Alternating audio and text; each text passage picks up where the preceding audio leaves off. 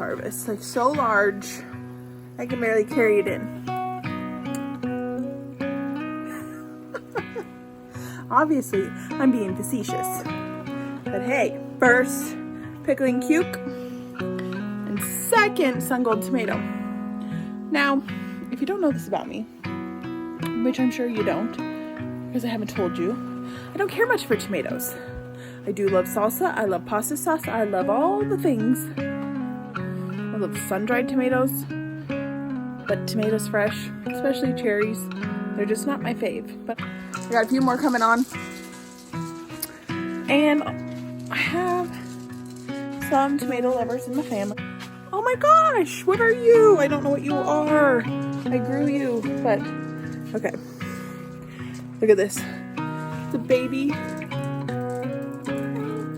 It's got fluted tomato. I have a tag. Like I have very few that I have.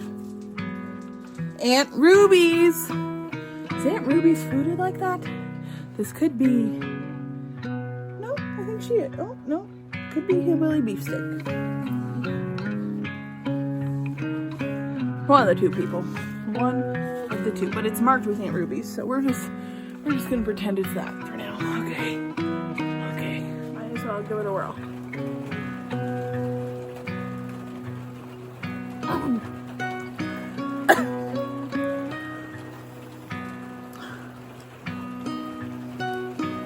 It's not bad. I think I could use a few more days on the vine.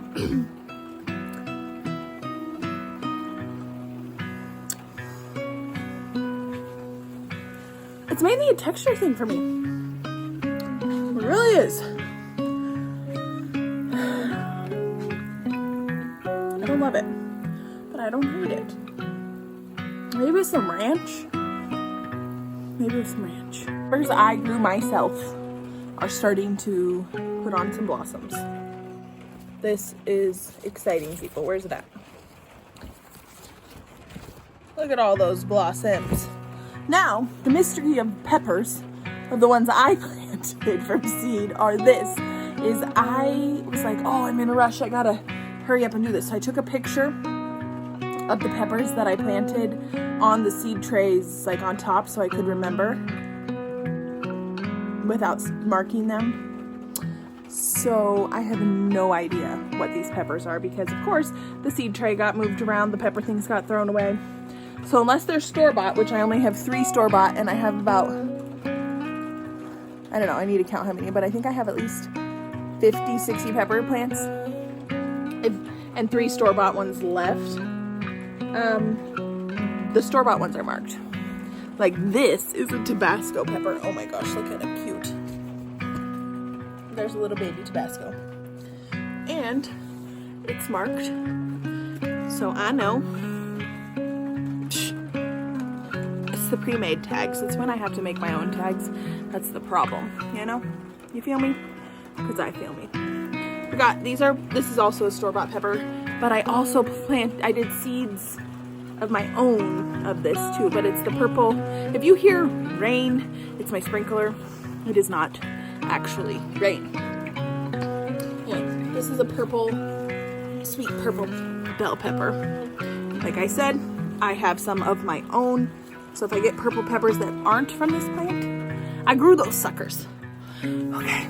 And then there was a period of time where I had 1, a plant buying problem, and 2, thought all my tomatoes bit the big one because it was a bad frost. But my greenhouse, because it's half in ground, saved their patooties. And I bought these tomatoes. Oh, got lots of fruit on this guy. And they're beefsteaks, so I bought them at Costco. And I have 3 beefsteaks growing on so far. Not sure if I'll have more. I think I will. There's lots of blossoms. And I have some more. I think I got 4 over here. So it is a tomato party in here with all these tomatoes. Got a bunch of ground cherries. They're not ready yet. Obviously, I just harvested my cucumber today. First one. And I have what's called gardener's doubt, where I don't think something's going to grow, so I replant. These are all cucumbers I replanted, and there's some down there because I didn't think these 3 were gonna do good, but they are. They need some tied up. But look at this little baby. Look at that baby. How cute is that? And so I had one giant one and only one, and all the rest are teeny tiny babies or just blossoms. I don't know. Is that normal? I suppose it is. Don't know any else different. This over here in this corner is a sweet potato that I started from a sweet potato from Whole Foods. And it is going wild. I don't really know what I'm doing with sweet potatoes. We're gonna figure it out. There's just one because I didn't have much space. But one day when I have a high tunnel, it'll be good. And I have my Kajari melons. That's also inspo from Jess over at Roots and Refuge. Because that's what she grows a lot of, or did. I don't think she hardly got any this year, which is sad. So, what can you do? Look at this beautiful squash. It has variegated leaves. I was over at my sister's greenhouse and I was like, I think you got some moldy plants. She's like, I do not, you jerk. They're variegated. And then I come home and I have the exact same plant. So either we both have moldy plants, which we don't, or we both grew the same thing. These are my pumpkin on a stick. They are my one, well, not one thing, well, probably that survived. It's the one decorative item that I grew that survived. I grew a lot of smaller squashes because they say to try those out. Because last year they would have worked here because we didn't get a frost in July or August, and not till mid to late September. They would have worked great. This year we've gotten multiple frosts in every single month, so it hasn't, I don't know. Anyway, so normally with food production being our priority on the farm, pumpkins on a stick or ornamental gourds don't typically make the cut. But because I needed something pretty and fun, I wanted to grow this. Because a pumpkin on a stick, it's literally a stick with little baby pumpkins on them. You'll probably see them at home, not Home Goods, well maybe, but like Hobby Lobby in their decorative fall things, like fake ones. But I wanted to grow some real ones. Try it out. I'm going to take you outside to this flower patch. So the cut flower garden this year was a complete fail. Okay, not a complete fail, because I have gotten to harvest quite a few flowers out of it, and 3/4 of the bouquets that we have available on the farm are from our cut flower garden, but we've had to order in like bigger flowers to make a punch to the bouquets. Like here's my zinnias. Because they're frost sensitive, they get covered and they're very tiny. So I'm curious to see how all this grows. This squash is so big and so healthy, well, so big for me, that I hope nothing happens to it. I've been protecting it with my life because it's right outside the greenhouse. It's a beautiful day. It's like in the high 70s. It's so gorgeous today. It's kind of my favorite kind of day. But, so there it is. There's the greenhouse. There's my earthly cedar.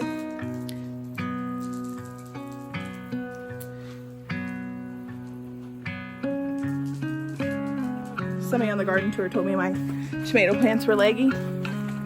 They could be, but they're producing good, and I do prune them heavily, so I guess they are kind of spindly. I think it's the shade cloth. Maybe I need to not put it on as much, or like take it off, but that's just a pain in the butt to like take it off and on and off and on.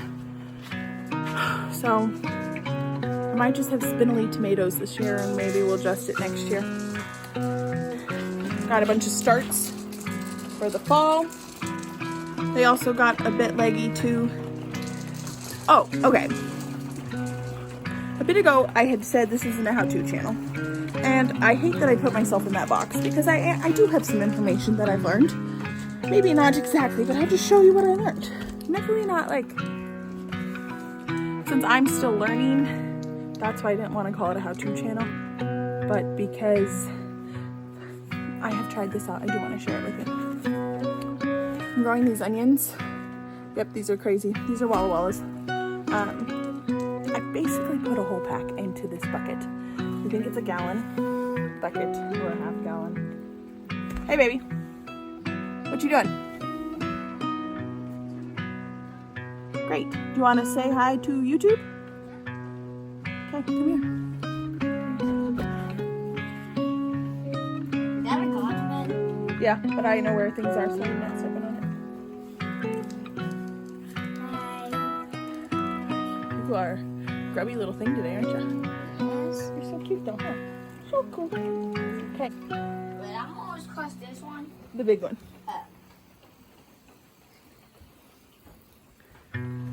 Bye, baby. Love you. That is my middle child. Okay. When I say middle, it's only the middle by a minute. Still middle. That 1 minute makes a big difference. Okay. So these onions I grow in a pot. It's basically a thing. They look crazy right now, but I'm going to show you them in a couple weeks.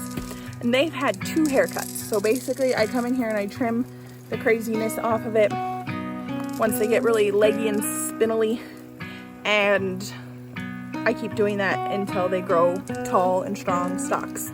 Now, I didn't do this last year, and then I tried several times this year, and it was just mainly neglect. But you see those onions out there? Right there? They're growing big bulbs, they're huge greens, and it worked great. So craziness, instead of putting them into individual little seed starting things, do this. It works amazingly. And you keep giving them a haircut until you feel like they're ready to transplant. So I'm hoping to overwinter these in theory. If nothing else, they overwinter in the greenhouse itself. So we'll give it a whirl. Bunch of tomatoes, they all need pruned. This is a makeshift trellis thing I made. Definitely needs more secured things. I have found what works and what doesn't in this small space. I think I'm going to put cattle panels, like start them so the top of the cattle panel will be up here next year,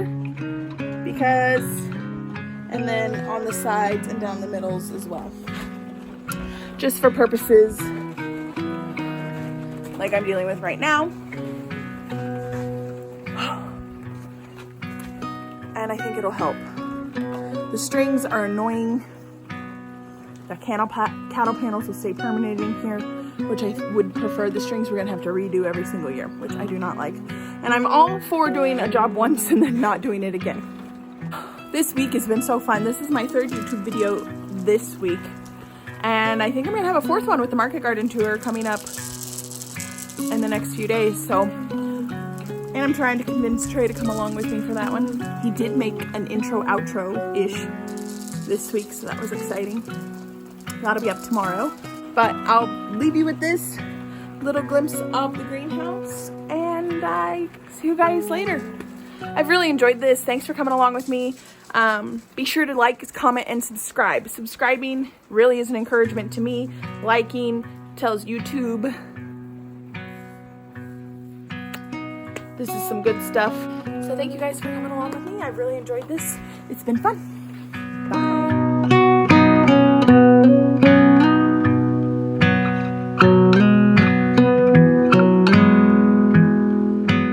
Hey, thanks for watching. Be sure to like, comment, and subscribe. I did. You should too.